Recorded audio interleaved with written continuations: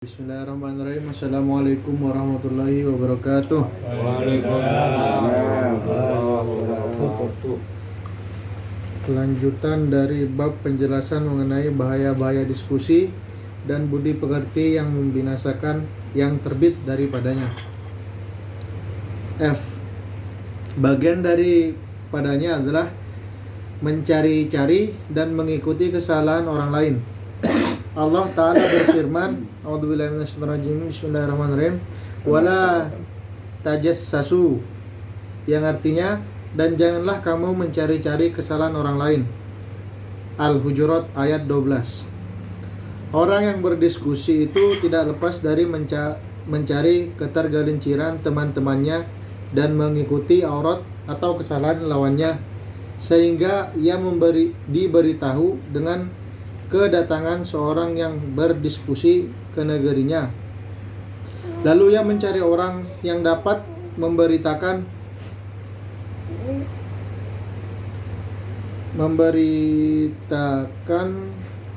rahasia-rahasia keadaannya, dan ia mengeluarkan pertanyaan tentang keburukan-keburukannya, sehingga ia menghitungnya sebagai simpanan bagi dirinya dalam membukakan cacat dan mempermalukan jika ada kebutuhan yang mendesaknya, sehingga dia membuka tentang keadaannya di waktu kanak-kanaknya dan cacat tubuhnya. Barangkali ia tergelincir atas tindakannya yang gegabah atau cacatnya dari botak atau lainnya. Kemudian apabila dia merasa kalah sedikit saja dari pihaknya, maka ia membeberkannya jika ada kaitannya dengan hal itu, dan dipandang baik hal itu daripadanya dianggap termasuk sebab yang halus dan tidak terhalang untuk menjelaskan jika ia membanggakan diri dengan kebodohan dan pentertawaan, sebagaimana diceritakan dari suatu kaum dari tokoh-tokoh orang yang berdiskusi termasuk jagoan.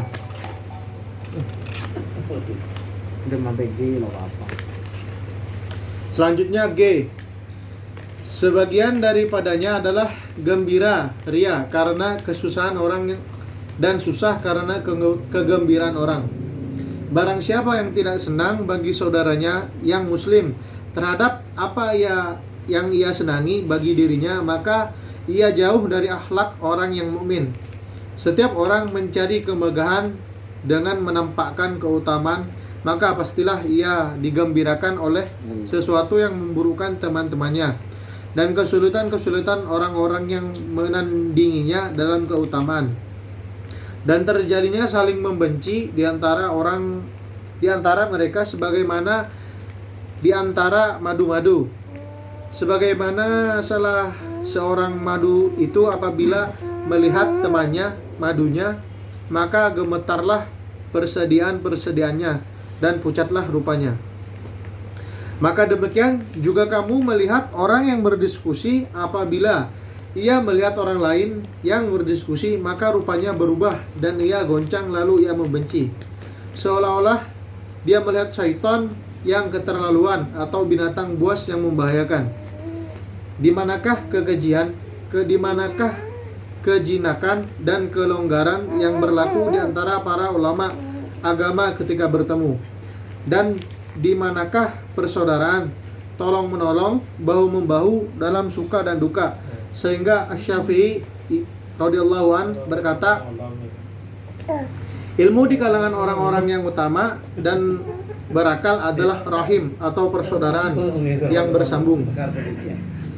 Maka saya tidak mengetahui bagaimanakah sekelompok orang yang mengaku mengikuti mazhabnya, di mana ilmu menjadi musuh yang memutuskan di antara mereka. Apakah tergambar terjadinya kejinakan antara mereka dalam pada itu mereka mencari kemenangan dan kemegahan.